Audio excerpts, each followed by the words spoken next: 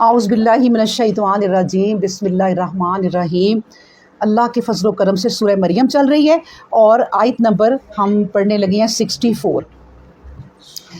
वमा नतनज़्ज़लु वमा नतनज़्ज़लु इल्ला बिअम्रि रब्बिक लहू मा बैना अयदीना वमा खल्फना वमा बैना ज़ालिक वमा काना रब्बुका नसिया।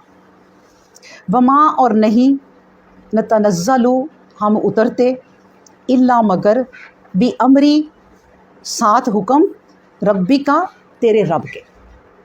यानी कि अब ये कौन बात कर रहे हैं? फरिश्ते। फरिश्ते कह रहे हैं कि हम अल्लाह तबारक व तआला के हुक्म के बग़ैर नहीं उतरते।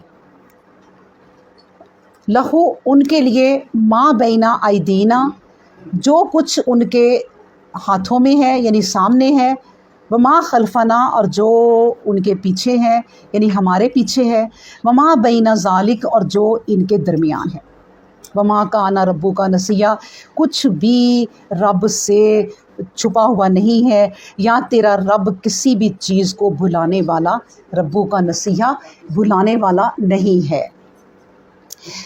अब यहाँ देखें बताया जा रहा है कि फ़रिश्ते जो है ना, अब दुनिया में जब भी उतरते हैं अल्लाह के हुक्म से ही उतरते हैं। वो अल्लाह के हुक्म के बग़ैर कुछ भी नहीं कर सकते क्योंकि वो फ़रिश्ते हैं। अल्लाह ने उन्हें बनाया ही ऐसा है। अल्लाह ने उनके अंदर मशीनरी ही ऐसी रखी है कि वो सिर्फ़ हुक्म मानते हैं और हुक्म मानते हैं अल्लाह का कि अल्लाह जब भी कहें। हमारी तरह मर्ज़ी नहीं करते। हम मर्ज़ी क्यों करते हैं? क्योंकि हमारे अंदर कोई मशीनरी ही अल्लाह ने ऐसी रखी है। हमें सख्त आजमाइश में डाला है। अल्लाह ने सोचा कि एक मखलूक तो ऐसी है ना कि मतलब मैं अपनी एक राय दे रही हूँ कि अल्लाह ने सोचा होगा कि एक मखलूक तो मेरी ऐसी है कि जो मेरा हुक्म मानती है, और वो जो फरिश्ते हैं वो सांस लेते हैं तो तस्बीह करते हैं यानी हर वक्त। अब उनके अंदर वो चीज़ डाल दी है अल्लाह ने। फिर अल्लाह ने कहा होगा कि अब मैं एक ऐसी मखलूक बनाता हूँ कि जिसके अंदर मैं दोनों चीज़ें रखूँ कि बात माननी भी है और नहीं भी मानो, यानी कि अपनी मर्ज़ी भी कर सकते हैं। अब इंसानों के अंदर अल्लाह ताला ने एक ऐसी चीज़ रख दी कि अल्लाह ने देखना है कि ख़ुद ये फ़ैसला करे कि मैंने किस तरफ को जाना है। तो ज़्यादा मुश्किल में हम हैं ना फ़रिश्तों से ज़्यादा, लेकिन अल्लाह ताला ने हमें गाइड बहुत किया। फ़रिश्तों को भी नहीं गाइड किया होगा इतना, उन्हें तो बस बना दिया ना, पता है इन्होंने मेरा हुक्म मानना है। हमें गाइड बहुत किया, हमें हदायत ये बहुत दी, हमारे पीछे ही लगा दी हर वक्त। हमारे पीछे 1,24,000 पैगंबर लगा दिए। फिर अल्लाह ने कहा वो पैगंबरी का सिलसिला ख़त्म हो गया, मैंने इंसानों में से ऐसे ऐसे इंसान उठाए हैं जो कभी नहीं रुकेंगे और लगे ही रहेंगे मेरे इस्लाम को समझाने और वो राह दिखाने। तो ये मेरा इंसान जो मैंने इस तरह बनाया है, इसके अंदर की वो चीज़ ज़्यादा फैलेगी जो अच्छाई होगी अगर ये इस तरफ को आया तो, और अगर ये शैतान की तरफ चला गया तो फिर इसके अंदर वो बुराइयों वाली चीज़ें ज़्यादा फैल जाएंगी।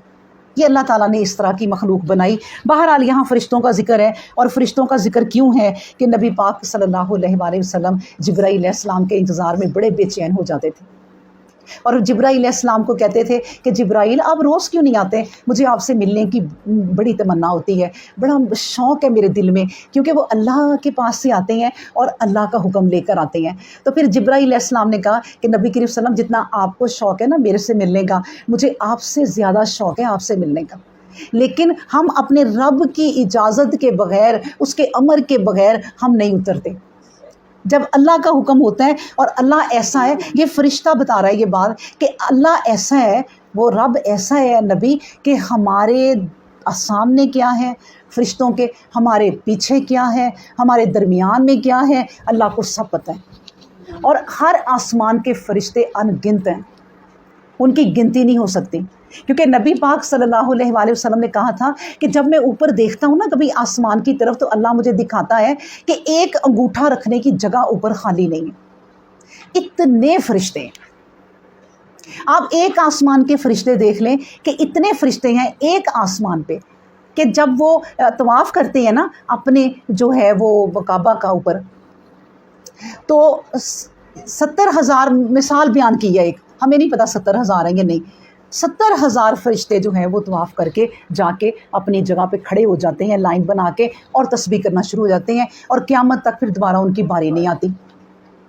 تو یہ ان کی بات ہو رہی ہے کہ ان کے بیچ میں کیا ہے، ان کے آگے کیا ہے، ان کے پیچھے کیا ہے، ان کے درمیان کیا ہے۔ اللہ سب جانتا ہے فرشتوں کے بارے میں کہ کوئی فرشتہ کیا کر رہا ہے، ان کے بارے میں اللہ کو تمام علم ہے۔ تو اس لیے ہم اپنے رب کی اجازت کے بغیر نیچے نہیں اترتے۔ تو پھر نبی کریم صلی اللہ علیہ وسلم کو یہ ہوتا تھا کہ جب بھی جبرائیل علیہ السلام دیر سے آتے تھے، ایک دفعہ تو بہت دیر سے آئے تھے نا، تو نبی کریم صلی اللہ علیہ وسلم کہتے تھے کہ ایک تو میں اللہ کی وحی رک جاتی ہے، یہ ٹینشن، دوسری ٹینشن کہ مجھے آ کے کافر باتیں کرتے ہیں کہ آپ کا رب کہاں گیا، آپ کے رب نے آپ کو چھوڑ دیا۔ تو اس طرح کی مجھے باتیں کرتے ہیں لوگ۔ تو اللہ تعالیٰ ظاہر ہے وہ اللہ کے پیغمبر تھے، صابر تھے، صبر کرتے تھے، لیکن ساتھ اللہ کے بندے بھی تو تھے نا، فرشتے تو نہیں تھے، تو وہ پھر بے چین ہو جاتے تھے۔ پھر کہا گیا کہ رب السماوات والارض، جو رب ہے آسمانوں کا اور زمین کا، وما بینہما، اور جو کچھ ان کے درمیان میں بھی ہوتا ہے، فاعبدہ، دیکھو وہ رب جو آسمانوں اور زمین کا ہے اور جو کچھ ان کے درمیان ہے۔ یاد رکھیں کہ آسمان جمع کہا ہے اللہ نے اور زمین واحد کہا ہے۔ کیوں؟ سماواتی یعنی رب السماواتی والارض، والارض زمین واحد ہے اور آسمان جمع ہے۔ تو کیوں؟ اس لیے کہ میں آپ کو بتاؤں کہ آسمان جو ہے نا، آسمان وہ بتا دیا کہ سارے آسمان، زمین واحد کا نام لے کے بتا دیا کہ ہر آسمان کی ایک زمین ہے، جتنے آسمان ہیں اتنی زمینیں ہیں۔ ہم تو یہ جانتے ہیں نا کہ آسمان اوپر 7 ہیں اور ظاہر زمینیں بھی 7 ہیں، یہ بھی ہم جانتے ہیں، 7 زمینیں ہیں، 7 آسمان ہیں، یہ ہم جانتے ہیں۔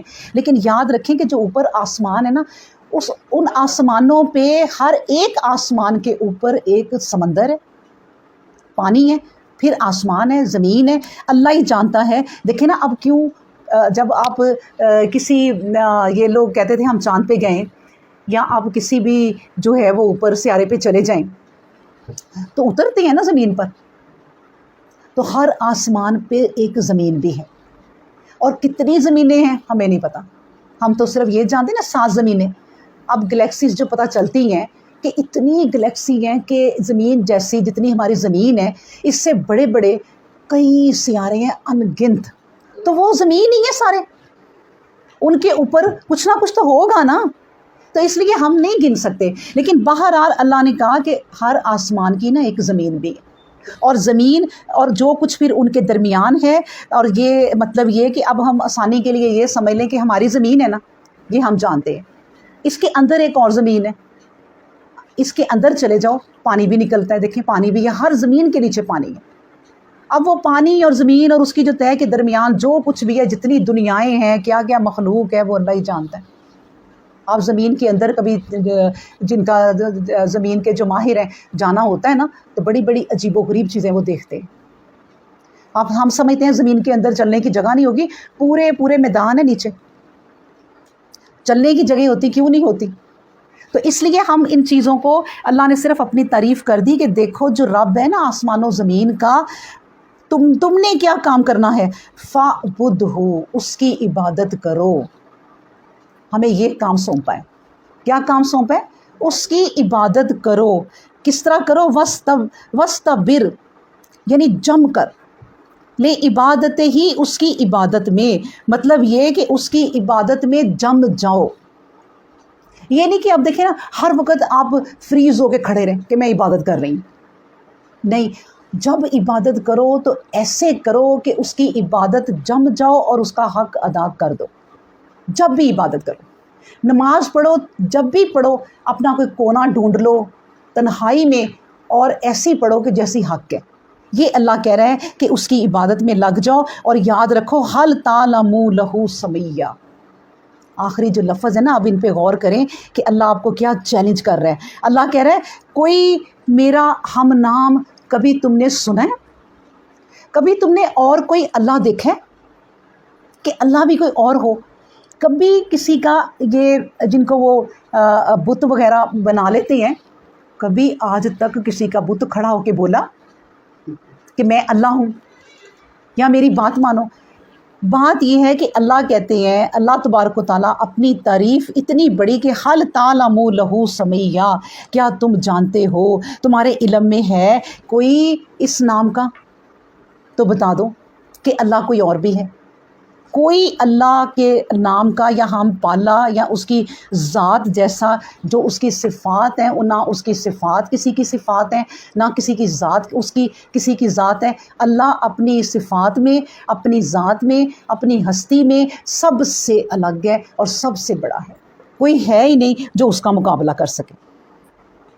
پھر اللہ تبارک و تعالیٰ کہتے ہیں کہ وَيَقُولُ الْإِنسَانُ، اور جب کہتا ہے نا انسان، الانسان یعنی کہ انسان کہا گیا ہے، اب ان انسانوں کو، یہ ان انسانوں کا ذکر ہے الانسان، کہ اللہ نے کچھ خاص انسان ہیں ان کے بارے میں بات کی، جیسے ہم کہ بعض انسان، ٹھیک ہے نا، اللہ کہتے ہیں اور کچھ انسان ہیں، جو انسان ایسا بھی ہے جو کہہ رہا ہے کہ اذا ما متو، کہ جب میں مر جاؤں گا، لسوفا، تو البتہ ان قریب، اخرجو احیا، تو کیا میں پھر زندہ کر کے نکالا جاؤں گا؟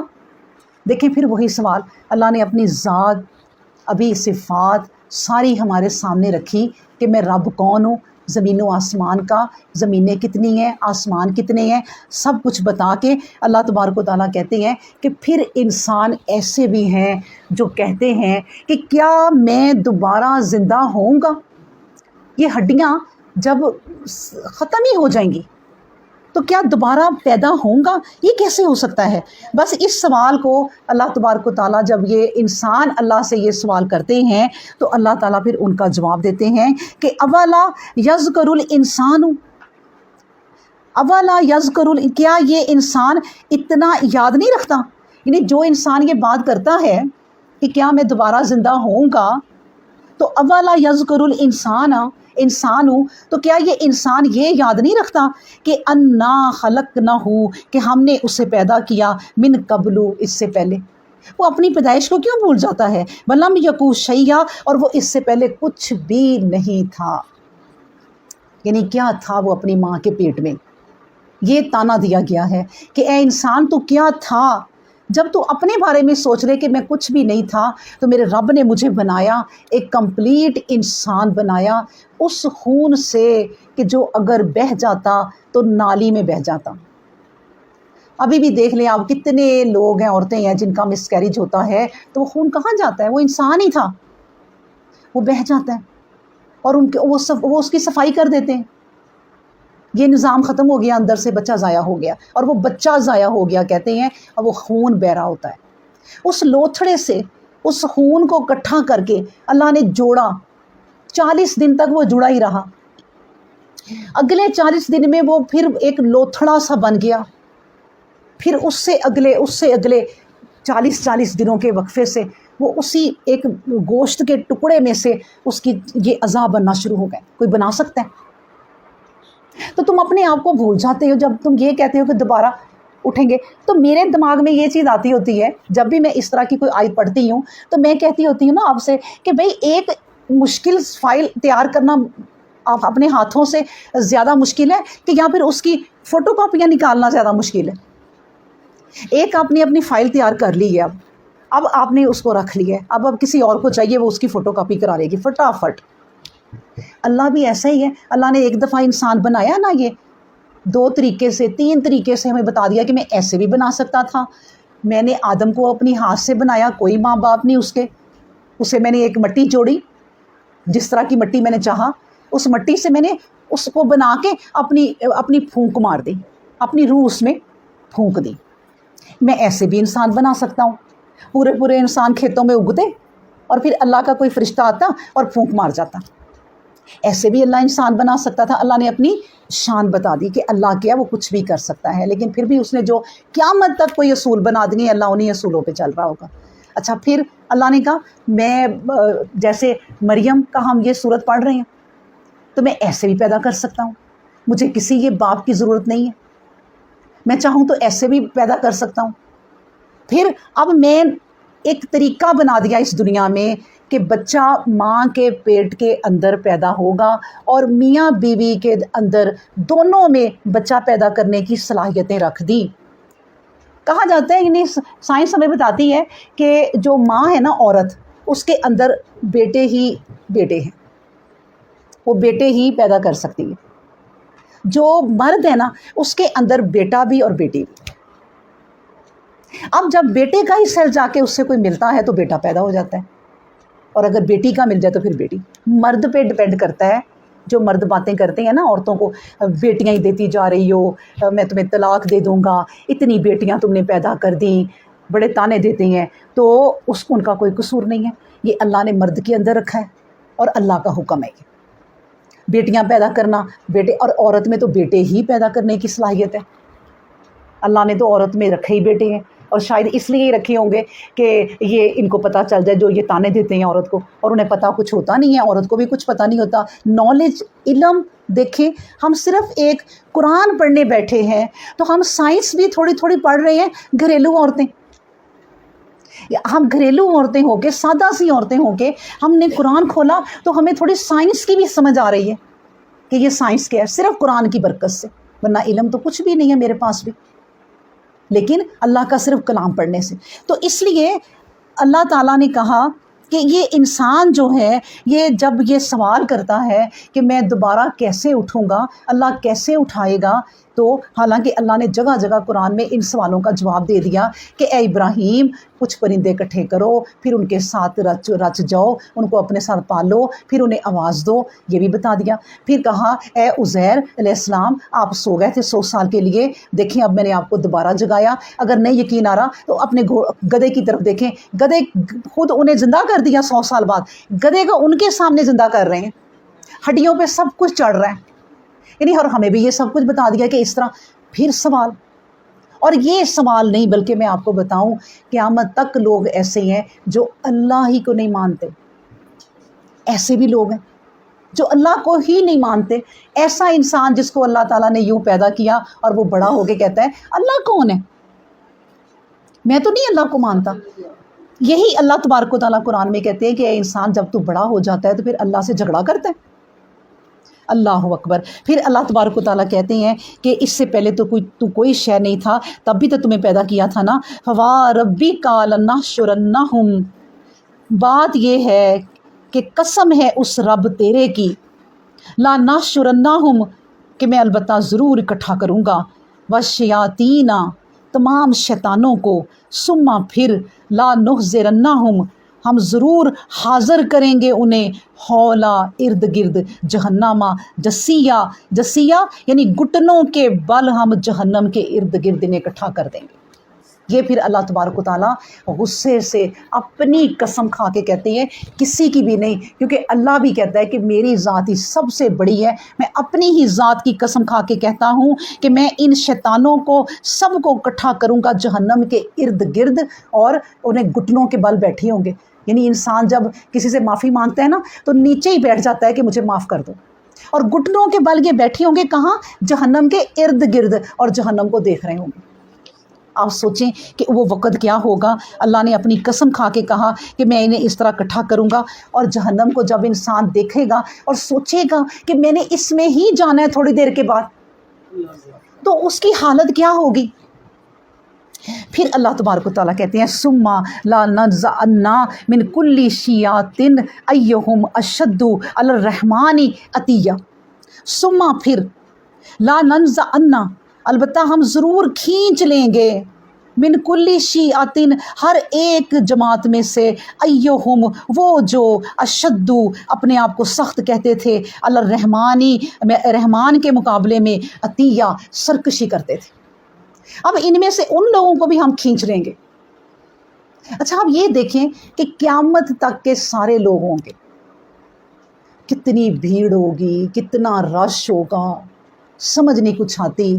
لیکن اللہ تبارک و تعالیٰ کہتے ہیں کہ میں اس میں ان تمام شیطانوں کو جو دنیا کو بھی بھٹکا رہے تھے میں اکٹھا کروں گا، اور اکٹھا کر کے پھر یہی نہیں کہ اکٹھا کر کے جہنم دکھا دیں اور میں انہیں جہنم میں ڈال دوں. نہیں، اللہ نے کہا میں پھر ان کی جماعت میں سے وہ لوگ الگ کر لوں گا کہ جو اپنے آپ کو کہتے تھے رحمان کے آگے بحث کرتے تھے کہ رحمان کیا ہے، ہم نہیں مانتے، سرکشی کرتے تھے. میں ان کو پھر الگ کر لوں گا. کن کو؟ جو دنیا میں بڑے سخت لوگ تھے، جیسے فرعون کتنا سخت تھا، پھر حمان کتنا سخت تھا. کتنے لوگ گزرے اس دنیا میں، عاد، سمود، یعنی جو اتنے لمبے چوڑے ان کی باڈی ہوتی تھی کہ وہ اپنے ہاتھوں سے اپنی جو بھی ان کے اوزار تھے اس زمانے میں، واللہ عالم، ہو سکتا ہے ہم سے بھی زیادہ جدید مشینری ہو ان کے پاس، اس سے وہ پہاڑوں میں گھر بناتے تھے، پہاڑوں کے اندر. اللہ نے کہا نا اشد، وہ سخت لوگ میں نکال لوں گا جو بڑے سخت بنتے تھے دنیا میں کہ ہم بہت بڑے لوگ ہیں. اور آج کے زمانے میں آپ دیکھ لیں کہ جب ایک اپنے آپ کو ہے ہمارے جیسے ہی انسان، اگر انہیں کوئی عام انسان گھیر لینا تو کچھ بھی نہیں ہے، لیکن اپنے آپ کو ایک وہ جب پروٹوکول میں رکھتے ہیں، پروٹوکول میں کہ ایک گاڑی نکلی 10 گاڑیاں آگے 10 گاڑیاں پیچھے، تو وہ اپنے آپ کو بڑا سخت سمجھتے ہیں کہ ہم بڑے سخت لوگ ہیں، بہت بڑے لوگ ہیں، ہاں لینڈ لارڈ ہیں. اللہ تعالیٰ کہتے ہیں کہ میں ان میں سے سارے وہ لینڈ لارڈ جو ہے نا کھینچ لوں گا کہ آ جاؤ بھائی ذرا، جو دنیا کے بڑے خدا بنے ہوئے تھے، جو لوگوں کو مار کے کبھی مڑ کے دیکھتے بھی نہیں تھے. زمینیں خالی کرانی ہے نا آج کے بھی یہ لوگوں نے، تو وہ لوگوں کو ان کے گھروں کو یا آگ لگا دیں گے یا وہ قتل و غارت شروع کر دیں گے تاکہ وہ یہ زمینیں چھوڑ کے بھاگ جائیں.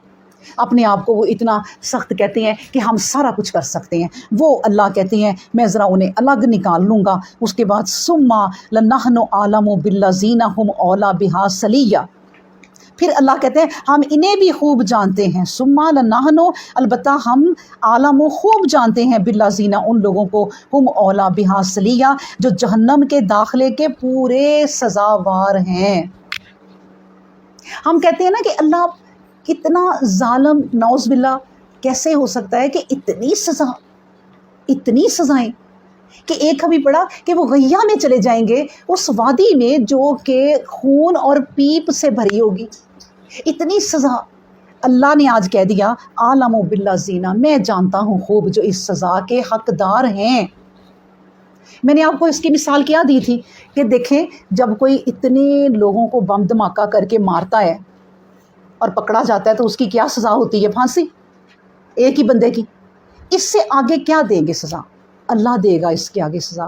اللہ وہ سارے لوگ کھڑے کر لے گا، ان سب کو تم دو گے جن کو تم نے مارا تھا، ان سب کی سزائیں تمہیں ملنی ہیں. اب سوچیں، اللہ صحیح کہہ رہا ہے نا کہ مجھے پتہ ہے جہنم میں جو داخل ہونے کے حقدار ہیں نا وہ انہی سزاؤں کے حقدار ہیں. اللہ کو پتہ ہے. ہماری بیٹی کو کوئی اللہ نہ کرے مسلمان کی کسی بیٹی کو کوئی اغوا کر لے اور اس کے ساتھ تمام وہ ذلیل حرکتیں کرے، وہ ماں کبھی معاف کرے گی؟ وہ تو کہے گی کہ میں اتنی اس کو سزا دوں کہ مجھے سمجھ نہیں آتی کہ سزائیں ختم ہو جائیں مگر میرا غصہ نہیں ختم ہو رہا. تو پھر اللہ کیوں نہ سزا دے؟ سوچیں کہ جس نے اس کے بندوں پر اتنے ظلم کیے ہوں. پھر یہ ہے کہ بندوں پہ ظلم، اس کے بعد پھر اللہ پہ ظلم، یعنی اللہ کے شریک ٹھہرائے، اللہ کے ساتھ اللہ بنائے کہ ایک ہی اللہ کافی نہیں ہے بھائی، ہمیں تو اور اللہ بھی چاہیے. میں عام لوگوں سے اگر بات کروں نا، آج بھی بڑے لوگ ہیں، نہیں ہم تو اللہ کو مانتے ہیں لیکن وسیلے ہیں. اللہ سے ہم ڈائریکٹ نہیں مانگ سکتے. بھئی کیوں نہیں مانگ سکتے اللہ سے ڈائریکٹ؟ اللہ کو تم دنیا کی طرح کیوں بنا رہے ہو، مثالیں دے رہے ہو کہ جب آپ کسی آفیسر سے ملنے جائیں تو اس کے بعد آپ پہلے پرچی دیتے ہیں، پھر وہ چپڑاسی اندر لے کے جاتا ہے تو اس کے سہارے پھر آپ پرچی کے سہارے پھر بلائے. اللہ کے پاس آپ ڈائریکٹ کیسے جا سکتے ہیں؟ بھائی اللہ کے پاس ڈائریکٹ ہی جا سکتے ہیں کیونکہ اللہ ہمارے شارک کے بھی قریب ہے. اللہ کو ہماری پرچیوں کی ضرورت نہیں ہے. اللہ کو نہیں ضرورت یہ ان چوکی داروں کی کہ آپ ان سے کہیں. اب دیکھیں جو جہنمی ہے نا وہ چوکی داروں کو کہیں گے نا، مجھے یاد آ گیا جہنم کے جو ہوں گے کیا کہتے ہیں، دروگا کو کہیں گے نا کہ آپ ہی ذرا کہہ دیں اللہ سے. وہ کہیں کیوں بھئی دنیا میں تمہیں سمجھانے کے لیے پیغمبر نہیں آئے تھے؟ تو وہ کہیں گے کہ بلا قد جاءنا، کیوں نہیں آئے تھے لیکن ہم نے ان کی بات نہیں مانی، ہم نے ان کا انکار کیا، ہم نے انہیں کہا تم کچھ بھی نہیں ہو. یہ جو میں ترجمہ بتا رہی ہوں یہ سورہ ملک میں آیت ہے کہ انہوں نے کہا تم تو کچھ بھی نہیں ہو، ہم نے ان کو بلکہ مارا. تو دروگا کہیں گے میں پاگل ہوں تمہاری اپروچ کروں، چلو جہنم میں، کبھی بھی نہیں میں کروں گا، اب تم جہنم میں چلے جاؤ جیسے بھی ہے۔ اللہ اکبر۔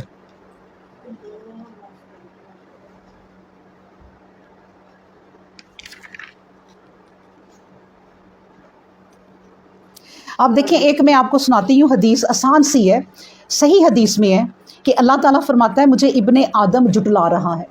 ابن آدم یعنی میں نے آدم کو پیدا کیا، اس کے آگے بچے دیکھو ذرا، وہ مجھے جٹلا رہا ہے، اسے یہ لائق نہ تھا، اسے یوں نہیں کرنا چاہیے تھا۔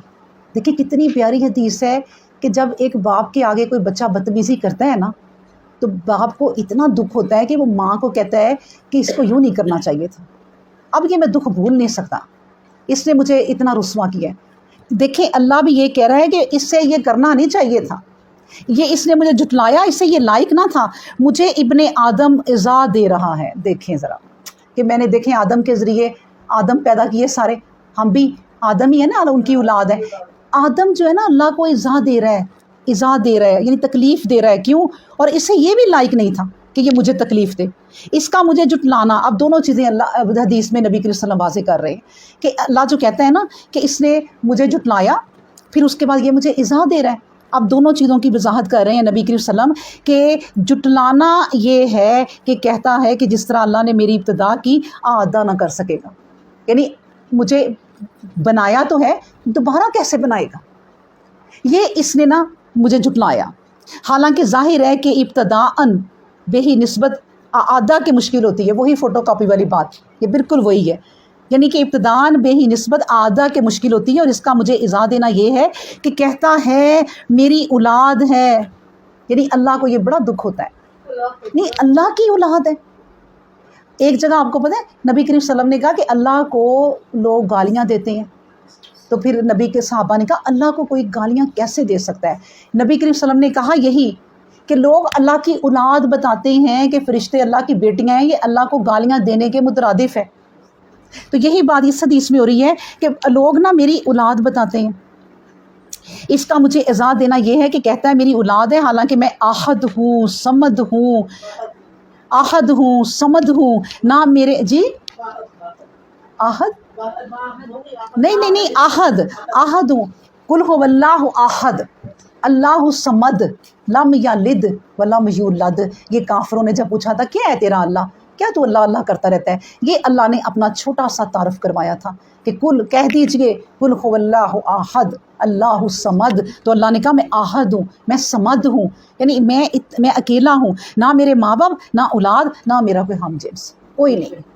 یعنی اس چیز کو آپ سوچیں کہ اگر ہم اس چیز کو مان لیتے ہیں دل سے کہ اللہ کا کوئی شریک نہیں ہے، آپ یقین کریں کہ اللہ تبارک و تعالیٰ ہمارے بڑے بڑے گناہ بھی معاف کر دے، کیونکہ اللہ کو شرک نہیں پسند کہ کوئی شرک ہو۔ جیسے نبی پاک صلی اللہ علیہ وسلم نے کہا ایک بندہ تھا ایک وقتوں میں، وہ کہتا تھا اپنے بیٹوں سے کہ جب وہ فوت میں جب مر جاؤں تو مجھے جلا دینا، اور جلا کے میری راکھ ایک پہاڑ پہ نہیں مختلف پہاڑوں پہ جا کے اڑا دینا، تو بس ایسے کرنا تم۔ اللہ نے جب کہا کہ تم نے ایسا کیوں کیا تھا، اللہ نے تو اکٹھی کر لی راکھ، اس کو جمع کر کے پوچھا ہاں بتا بھائی تو نے ایسا کیوں کیا تھا؟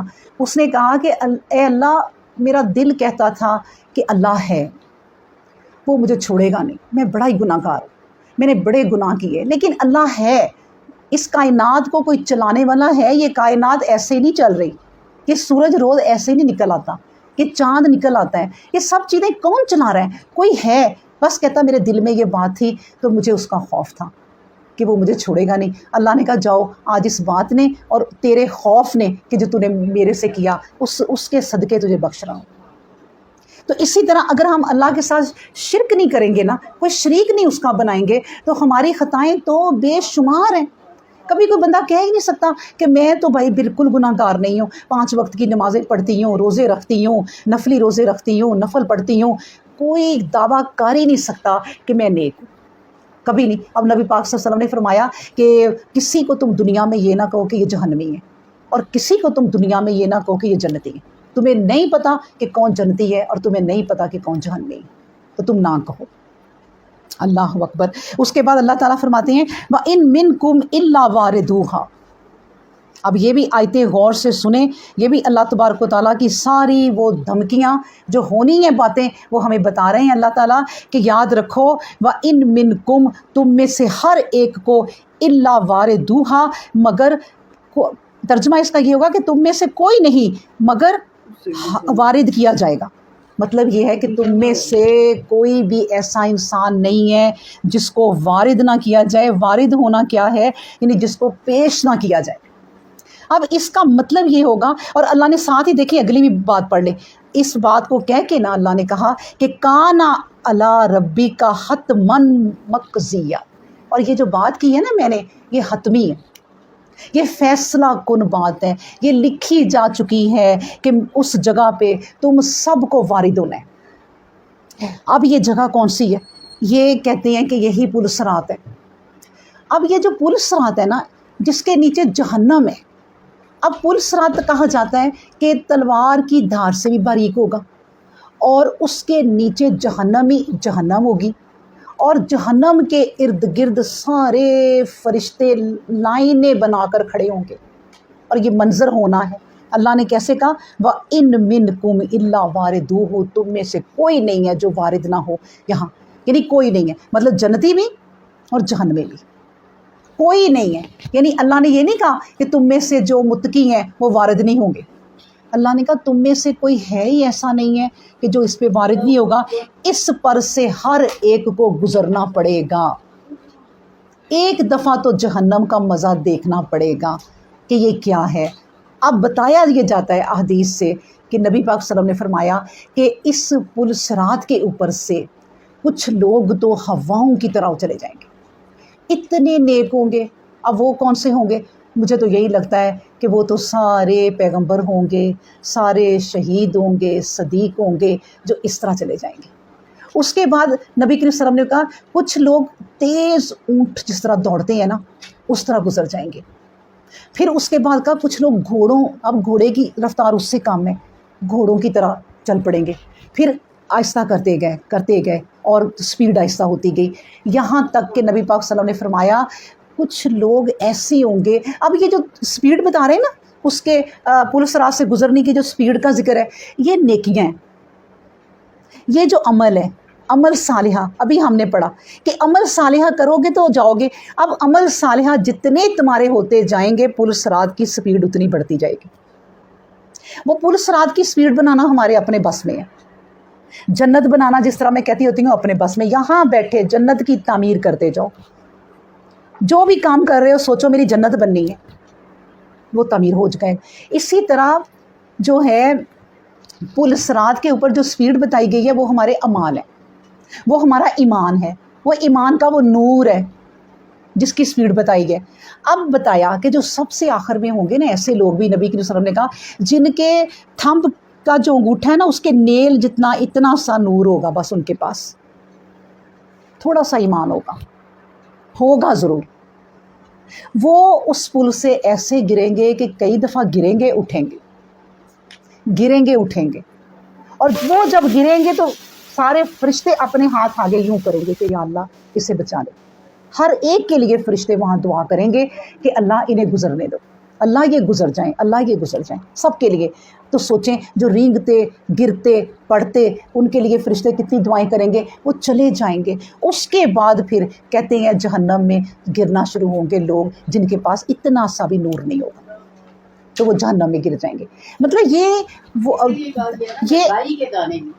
بالکل رائی کیا ہوتی ہے، اتنا بھی کسی کے اندر، اب دیکھیں نا رائی کا دانہ، یہ کہہ رہی ہیں اتنا ایمان بھی اگر کسی کے دل کے اندر ہوگا نا، ایمان اللہ پر، لا الہ الا اللہ پر، کہ اس کا کوئی شریک نہیں ہے، تو کتنے سالوں بعد جلے بنے لوگ جل بن گئے ہوں گے تو ان کو اللہ نکال لے گا، کہے گا کہ آج فرشتوں جن کے دل میں اتنا سا بھی ایمان ہے ان کو بھی نکال لو۔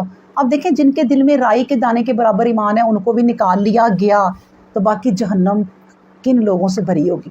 ہے نا وہ بات وہی کہ اللہ کہتا ہے کہ مجھے پتا ہے کہ جہنم میں وارد کنہوں نے ہونا ہے، ثم لنحن اعلم بالذین، مجھے سارا علم ہے ان لوگوں کا جن کو میں نے جہنم میں داخل کرنا ہے۔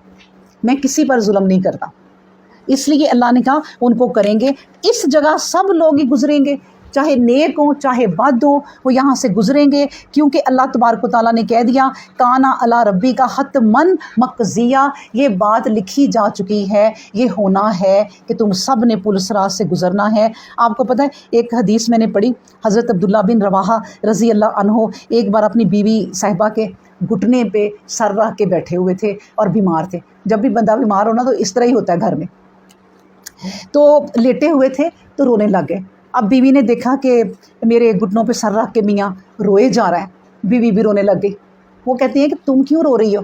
उन्होंने कहा मुझे आपको देख के रोना आ गया कि आप रो रहे हैं, तो क्यों रो रहे हैं? उन्होंने कहा होगा पता नहीं अपनी बुखार की तकलीफ़ से रो रहे हैं। तो वो रोने जब लग गए तो उन्होंने पूछा कि आप, मैं इसलिए रो रहा हूँ कि जब मैं ये आयत पढ़ता हूँ ना, वह इन मिन कुम, तुम में कोई ऐसा है ही नहीं जो इस पर वारिद ना हो, तो मुझे रोना आ रहा है कि मैं भी गुजरूंगा और पता नहीं मैं गुजर सकूंगा कि नहीं।